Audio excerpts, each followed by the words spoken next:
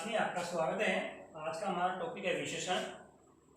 विशेषण की परिभाषा है संज्ञा और सर्वनाम की विशेषता बताने वाले शब्दों को विशेषण कहते हैं। जैसे नीला आकाश आ गया यहाँ पर, तो यहाँ पर आकाश संज्ञा है, नीला विशेषण है। यहाँ पर संज्ञा की विशेषता बताई जा रही है। क्या है संज्ञा? आकाश। आकाश कैसा है? नीला, ये इसकी विशेषता है। तो विशेषता बताने वाला शब्द कौन सा भाई? यहाँ पर नीला है, तो नीला तो विशेषण कहलाएगा। किसकी विशेषता बता रहा है? आकाश की। ये यहाँ पर आकाश यहाँ पर संज्ञा है। विशेषण के प्रकार है हमारे पास में। पहला प्रकार है गुणवाचक विशेषण, दूसरा है परिमाणवाचक विशेषण, तीसरा है संख्यावाचक विशेषण और अंतिम जो है हमारा है सार्वनामिक या संकेतवाचक विशेषण। हम बात करते हैं पहले गुणवाचक विशेषण की। जैसे हमारे पास में है रामा अच्छी पुस्तकें पढ़ती हैं। यहाँ पर पुस्तकें जो है ये जातिवाचक संज्ञा है और यहाँ पर जातिवाचक संज्ञा की विशेषता है अच्छी। यहाँ पर जो अच्छी शब्द जो आया है ये विशेषण शब्द है। यहाँ पर ये गुणवाचक विशेषण है। यहाँ पर गुण है, इसका पुस्तक का गुण है अच्छा। इसी प्रकार से राधा मीठा फल खाती हैं। फल यहाँ पर जातिवाचक संज्ञा है, इस जातिवाचक संज्ञा की विशेषता है मीठा। तो यहाँ पर जो मीठा जो शब्द आए हैं ये गुणवाचक विशेषण के अंतर्गत आया है। इसी प्रकार से आप अन्य और भी उदाहरण ले सकते हैं। जैसे कि आप कह सकते हैं राधा मधुर गीत गाती है। ये आप कर सकते हैं, राधा मधुर गीत गाती है। इस तरह से आप उसका उदाहरण यहाँ पर ले सकते हैं। अन्य कई उदाहरण। अगला जो हमारा जो है यहाँ पर है परिमाणवाचक। परिमाणवाचक विशेषण है। क्या है ये? परिमाणवाचक विशेषण। क्या है ये? परिमाणवाचक विशेषण है हमारा अगला टॉपिक है। ये जो टॉपिक है परिमाणवाचक विशेषण, इसमें क्या है? किसी संज्ञा या सर्वनाम की, किसी संज्ञा या सर्वनाम की नाप और तोल की विशेषता बताना। नाप और तोल की विशेषता बताने वाले शब्दों को परिमाणवाचक विशेषण कहते हैं। ध्यान दो, संज्ञा या सर्वनाम की परिमाण या मात्रा की विशेषता बताने वाले शब्दों को परिमाणवाचक विशेषण कहते हैं। अब इसमें देखिए परिमाणवाचक विशेषण क्या है यहाँ पर। जैसे हमारे पास में उदाहरण है राधा 2 किलो, राधा 2 किलो केले खरीदने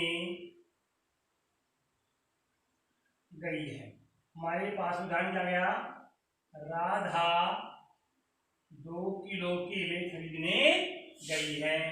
यहाँ पर जो केले है जातिवाचक संज्ञा है। केले की विशेषता क्या है? 2 किलो, ये इसकी मात्रा है। यहाँ पर ये 2 किलो, किलो यहाँ पर तोल है इसका। ये तोल ही परिमाणवाचक विशेषण के अंतर्गत आता है। 2 किलो यहाँ पर केले जातिवाचक संज्ञा है, इसकी विशेषता है 2 किलो मात्रा है यहाँ पर ये।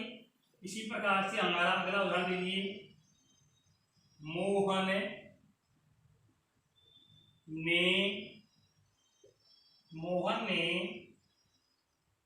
5 लीटर दूध खरीदा। ये हमारे पास में अगला उदाहरण है। मोहन ने 5 लीटर दूध खरीदा। मोहन ने 5 लीटर दूध खरीदा। ये हमारा अगला इसका उदाहरण है। यहाँ पर जो दूध है ये जातिवाचक संज्ञा है और इसकी ये विशेषता कितनी? 5 लीटर। ये यहाँ पर इसकी निश्चित मात्रा बताई गई है। क्या बताई गई भाई? निश्चित मात्रा बताई गई है। ये भी इसकी निश्चित मात्रा बताई गई है। इस प्रकार से ये दोनों के दोनों यहाँ क्या हो गया भाई? निश्चित वाचक। क्या हो गया ये? निश्चित वाचक, निश्चित परिमाणवाचक विशेषण। क्या हो गया ये?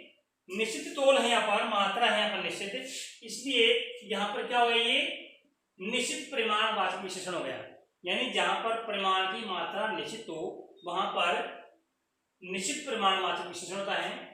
दूसरा हम बात करते हैं अनिश्चित की बात कर लेते हैं। किसकी भाई? अनिश्चित। अनिश्चित परिमाणवाचक विशेषण। ये दो प्रकार के होते हैं, एक निश्चित और एक अनिश्चित विशेषण हो गया। अब हम बात करते हैं यहाँ पर अनिश्चित की। जैसे यहाँ पर आ गया कि यहाँ पर राधा 2 किलो केले खरीदने गई है, तो यहाँ पर निश्चित है। 5 किलो दूध है, ये भी निश्चित है। अब यहाँ पर हम बात करेंगे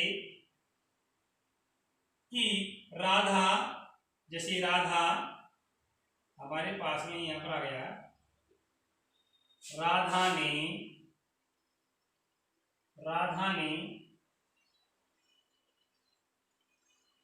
कुछ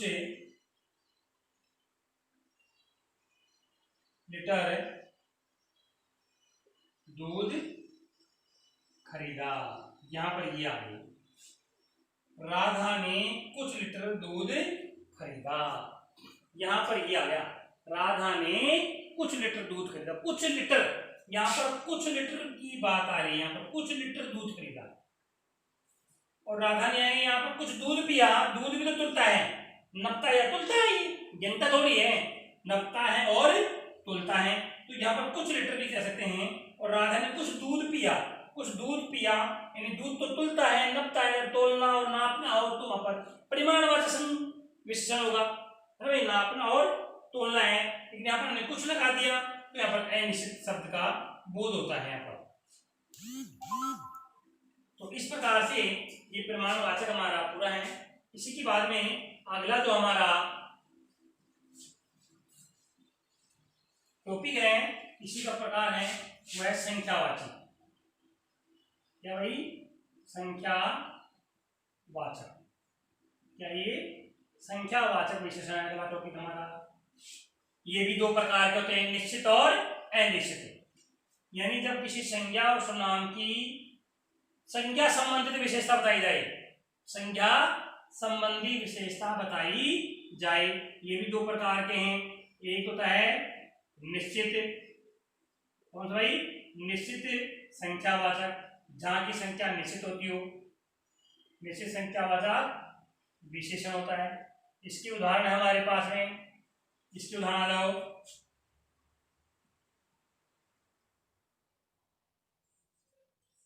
राम ने 2 केले खाए। राम ने 2 केले खाए। यहां पर केलों की संख्या निश्चित है, कितने खाए? 2 केले, संख्या है ये। क्या ये संख्या है? यहाँ पर तोल की बात की नहीं की जा रही है, पर संख्या की बात की जा रही है। यहाँ पर संख्या आ गई, इसलिए निश्चित संख्यावाचक विशेषण हो गया। 2 केले खाए, 2 केले तो निश्चित हो गया यहाँ पर। उसी प्रकार से यहाँ पर हम अगला उदाहरण भी लिख सकते हैं। मोहन ने 5 आम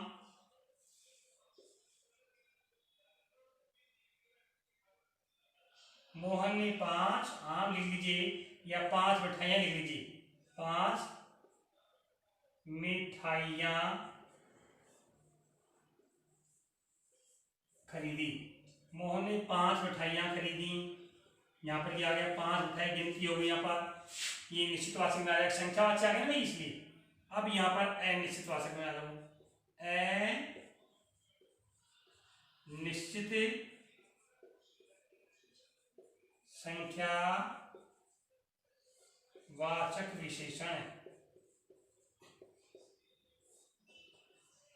अनिश्चित संख्यावाचक विशेषण आ गया हमारे पास में। इसमें आ जाओ यहाँ पर, इसमें संख्या निश्चित नहीं होगी। जैसे यहाँ पर आ गया, दिनेश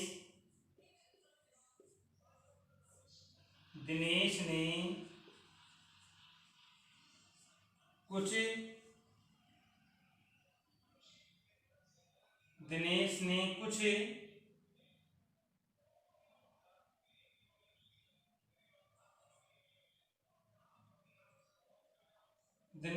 कुछ आम खाए। ये आ गया, कुछ आम खाए। दूसरा गया, महिमा ने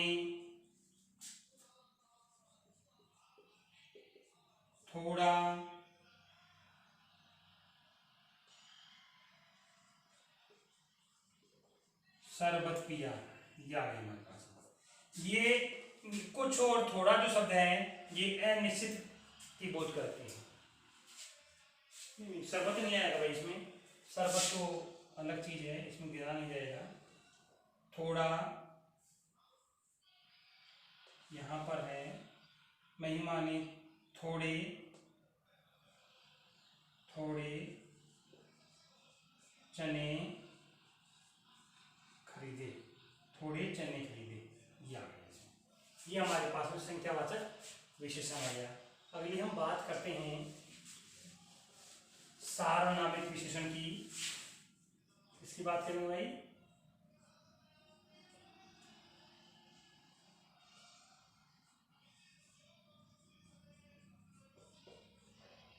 सार्वनामिक विशेषण की, सार्वनामिक विशेषण किसे कहते हैं? वे सर्वनाम जो विशेषण का काम करते हैं, वे सर्वनाम जो विशेषण का काम करते हैं वे सार्वनामिक विशेषण कहते हैं, या वे विशेषण शब्द जो सर्वनाम शब्दों से मिलकर के बनते हैं। जैसे हमारे पास में आ गया उदाहरण है, यह घर मेरा है। इसी को हम संकेतवाचक भी बोलते हैं, संकेत करता है कि यह घर मेरा है, संकेत हो रहा है। तो यह घर, यहाँ पर यह जो सर्वनाम है लेकिन यहाँ पर घर की ओर संकेत कर रहे हैं। यहाँ पर यह घर मेरा है, ये मेरा शब्द बाद में है। यहाँ पर घर जो है संज्ञा है, संज्ञा की विशेषता पता है, यह घर मेरा है। यहाँ पर सर्वनाम न होकर के इस समय विशेषण है। अगर यही आ जाए, यह मेरा घर है, तो फिर ये सर्वनाम है। तो ये क्या है भाई? ये सर्वनाम है। इस समय क्या है? ये सर्वनाम है। लेकिन यहाँ पे क्या है? ये विशेषण। इस घर की वजह से यहाँ पर घर आगे गया, वो ये सर्वनाम कहलाएगा। यहाँ पर ये विशेषण है। देखो वाक्य को बदलते ही इसका अर्थ भी परिवर्तन हो गया। इसी प्रकार से दूसरा उदाहरण है, वे आदमी जा रही हैं। वे आदमी, यहां पर वे जो शब्द है ये आदमी से पहले आ गया, आदमी से पहले आ रहा है। यहाँ पर वे शब्द, इसको ये मत लिखो, वे आदमी, यहाँ पर वे, ये लिखो हम, वे साइकिलें मेरी हैं, ये ले लो।